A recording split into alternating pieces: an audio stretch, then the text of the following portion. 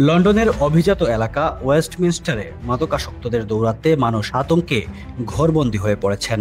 রাস্তায় দিনরাত crack, spice আর হেরোইনের নেশায় অচেতন লোকজন পড়ে থাকে, এমনকি বাসভবনের সিঁড়িতেও ঘুমায়। প্রতিটি ডোজ মাত্র 5 পাউন্ডে বিক্রি হওয়ায় মাদক সহজে পাওয়া যাচ্ছে, আর এই টাকার বেশিরভাগই চুরি করে জোগাড় হয়। বাসিন্দাদের অভিযোগ, প্রকাশ্যে মাদক কেনাবেচা হচ্ছে, অনেক কমন এলাকায় মলমূত্র ত্যাগ ও বমি করছে, শিশুদের সামনেই মাদক সেবনের ঘটনা ঘটছে। কিন্তু পুলিশ ডাকা হলেও তারা খুব কম আসে। নিরাপত্তা কর্মীরা প্রতিদিন বারবার লোকজন সরালেও পরিস্থিতি বদলাচ্ছে না। সরকারি তথ্যে দেখা গেছে 2024 সালে ওয়েস্টমিনস্টারে রাস্তায় থাকা মানুষের সংখ্যা যুক্তরাজ্যের সবচেয়ে বেশি। পরিস্থিতি সামাল দিতে লন্ডনের মেয়র অতিরিক্ত পুলিশ মোতায়েনের ঘোষণা দিয়েছেন, আর স্থানীয় কর্তৃপক্ষ নিরাপত্তা জোরদার ও সিসিটিভি বাড়ানোর কাজ শুরু করেছে।